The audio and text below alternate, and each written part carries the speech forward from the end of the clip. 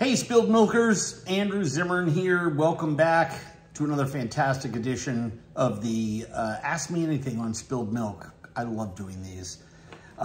Please submit lots of questions. I love the more questions, the merrier. I'll sit here and answer them forever. It's like playing video games for food geeks. Denise writes, the pork souvlaki looks so freaking good. It tastes good too. It's making me pretty hungry, but can we talk about the pizza oven? Of course, that was an uni. Curious, worth it? I typically will toss pizza dough right on my grill, as do I, to make flatbread or even pizza. I'm intrigued by the tabletop pizza oven, but does it just become another appliance I don't need? Here's the bottom line. I like taking my tabletop pizza ovens. They run on both propane and wood.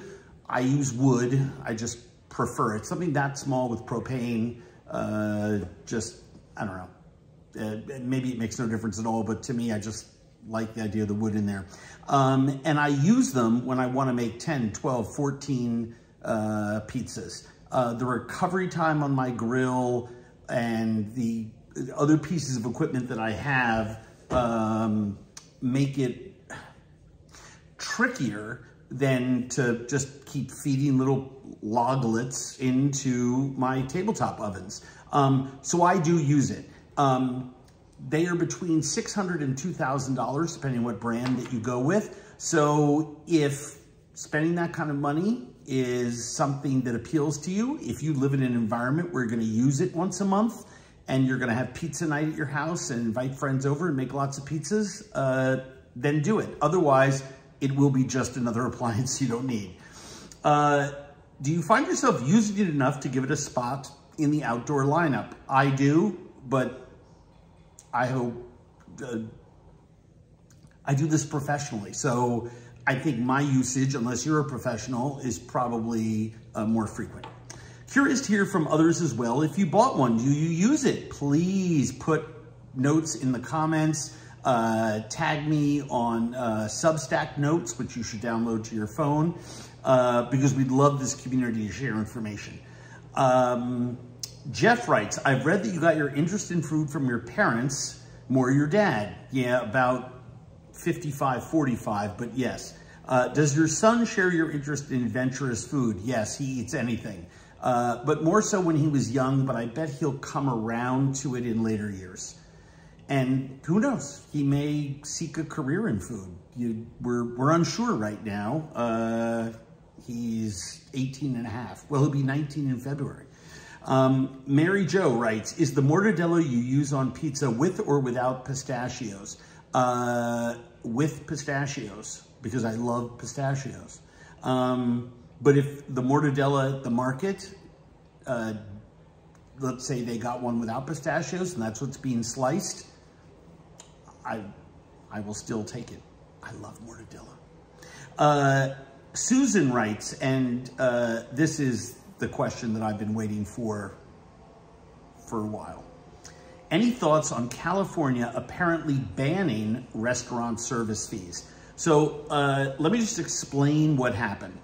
Governor Newsom signed into law a bill banning junk fees of all kinds, right?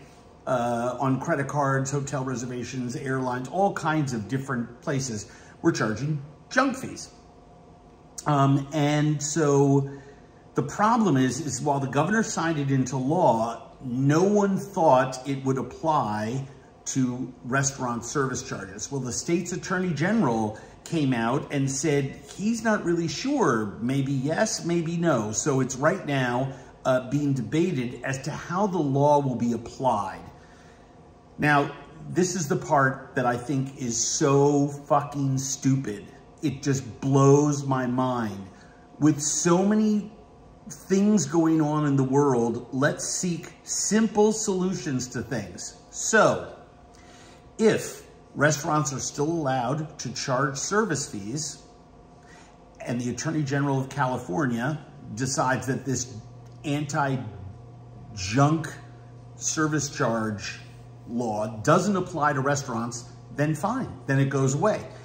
We still have the problem, however, of almost every state having a different policy on service charges, it confuses diners, but separate issue.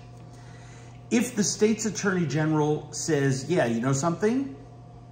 That is a junk service charge, and restaurants can no longer charge service fees, then that's fine too. It doesn't matter.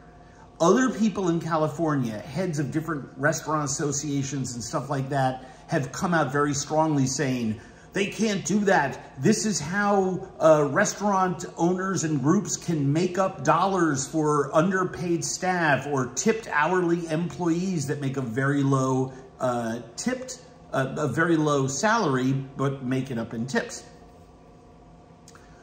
Who cares? Just find another mechanism to pay them. Don't make it a junk fee. Take whatever direction the Attorney General says to you and stick it on the bottom of your menu. The other option you have is to not charge a service fee and just pay your employees a little more. There's several great solutions.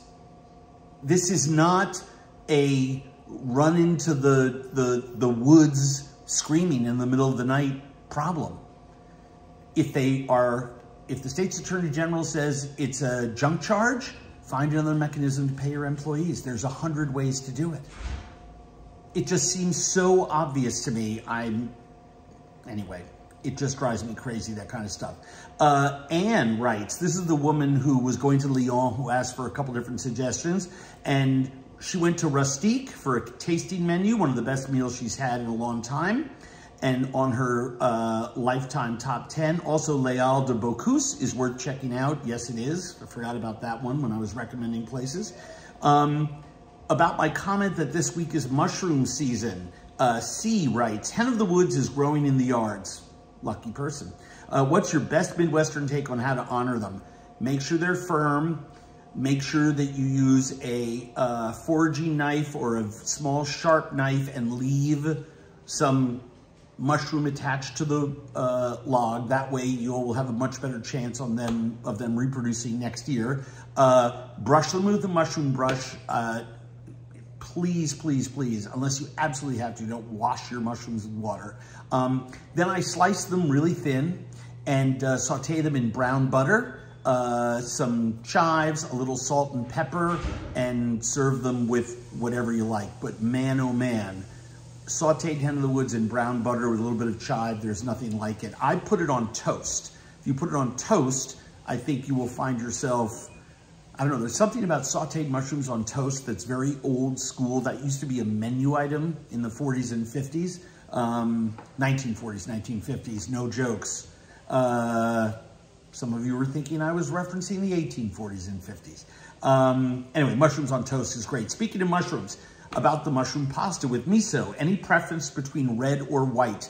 I use white all the way up to red for this. Obviously a little less red, it's a little saltier. White miso or shiro miso, I only buy from, I know, this is gonna be awful. I only buy it from Japan. I get it from JapanesePantry.com. I always order it around this time of year, because in the fall in Japan is when it's made. Comes in very small tubs. It is a very precious miso. I use it for soups. I use it for sauces. I use it where I just need a little bit. I'll use a conventional brown or red miso for this dish, Japanese. I've been hard pressed, unless it's extremely boutique, to find domestic miso that is as good as the Japanese brands that are available from JapanesePantry.com, on Amazon, at my local Asian market that has a dozen different brands in 100 different colors and strengths.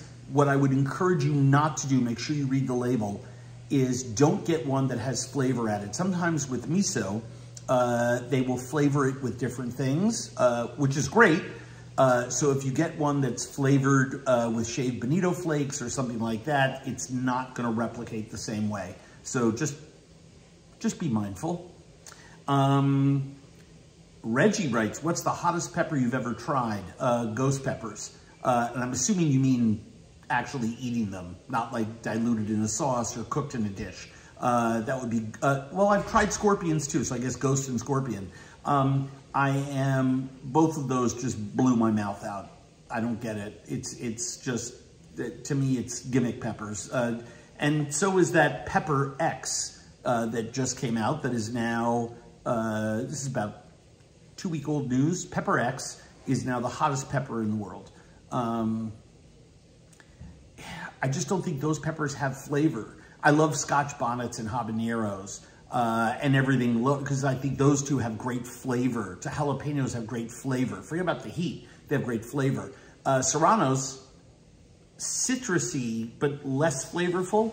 And obviously mild, warm chilies like red Fresnos and hatch chilies and all the rest are superb and yummy and have great flavor, but very little heat. So yeah, there you have it. I have a lot of, oh, well, I can show you.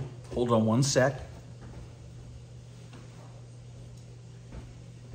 These are the dozen or so different peppers that I didn't get to use. This is basically what the end of the year for my garden was. And I dried them in a dehydrator. That's a dehydrated ghost right there. I'm gonna sneak that into someone's ice cream cone. Let them think it's a little piece of milfoil that I put in there. Delicious. Somehow this year my cayennes just turned monstrous. And then there's more conventional ones. I split them before drying them, hence the forked tongue look. And then these are all of my habaneros that I also just snip at the end with a scissor before I put them in the dehydrator. And I mean, I have chilies for all year long. And the thing that I love about dehydrating them with my little $25 dehydrator is that I can rehydrate them if I like in warm water and puree them in a blender to make all kinds of sauces and things like that. Until next time, oh yes, and also I am not in a hotel. That's my backyard. That's what backyards look like in Minnesota in fall. And that little, where is it?